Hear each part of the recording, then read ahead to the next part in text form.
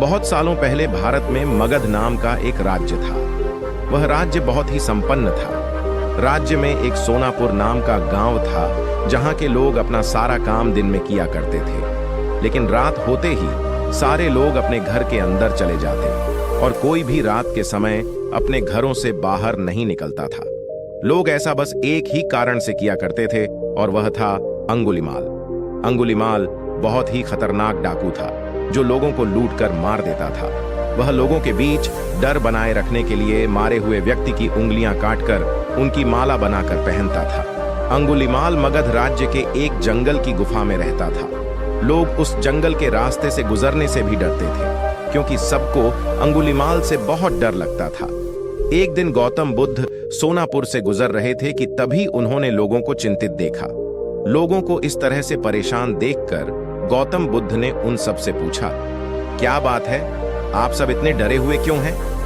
ऐसे में लोगों ने महात्मा बुद्ध के सवालों का जवाब दिया। यहाँ एक डाकू अंगुलीमाल का बुरा प्रकोप है।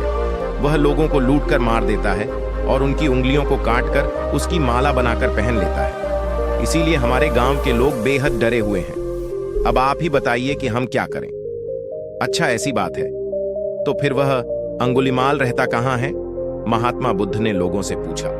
ऐसे में एक व्यक्ति सामने आया और महात्मा बुद्ध को बोला, वह जंगलों में रहता है। जंगलों के अंदर एक गुफा है जिसके अंदर अंगुलीमाल रहता है। यह सब सुन लेने के बाद महात्मा बुद्ध अंगुलीमाल से मिलने जंगल की ओर चल पड़े। सोनापुर गांव के लोगों ने उन्हें रोकने की बहुत कोशिश की, लेकिन फिर भी वह नहीं रुके और जंगल की ओर चल पड़े।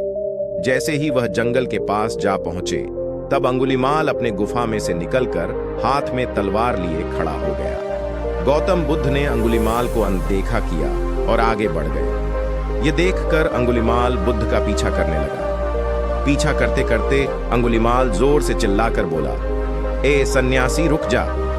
मैं तो रुक गया, तुम कब रुकोगे? तुम अपनी ये हिंसा कब बंद करोगे? महात्मा बुद्ध ने कहा।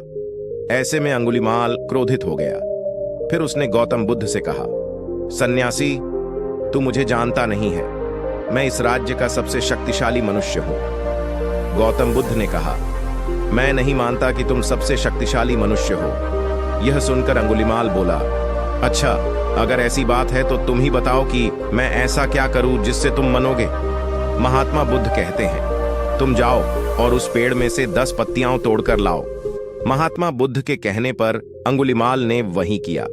वह पेड़ के पास गया और उसमें से 10 पत्तियां तोड़ लाया। फिर बुद्ध ने कहा, जाओ, अब इन पत्तियों को वापस से उसी पेड़ में जोड़ दो। यह सुनकर अंगुलीमाल अचंभित हो गया और उसने महात्मा बुद्ध से कहा, यह कैसा बेहुदा मजाक है? भला कोई पत्तियों को तोड़कर वापस पेड़ से जोड़ सकता है क्या? ऐसे में बुद्ध ने कहा, तुम खुद को सबसे शक्तिशाली कहते हो और इन पत्तियों को जोड़ नहीं सकते। अगर तुम किसी को जोड़ नहीं सकते तो उसे तोड़ो भी मत। अगर तुम किसी को जीवन नहीं दे सकते तो उन्हें मारो मत। यह सुनकर अंगुलीमाल की आंखें खुल गईं। वह बुद्ध के चरणों में गिर गया और उनसे माफी मांगने लगा। इसके बाद से अंगुलीमाल ने बुरे काम करने छोड़ दिया और वह महात्मा बुद्ध का शिष्य बन गया। इस कहानी से हमें यह सीख मिलती है कि इंसान चाहे कितना भी बुरा क्यों ना हो, वह बदल सकता है। अगर आपको यह कहानियां अच्छी लगी तो इसे अपने दोस्तों के साथ जरूर शेयर करें और उन्हें भी गौतम बुद्ध के विचारों से अवगत कराएं और उनके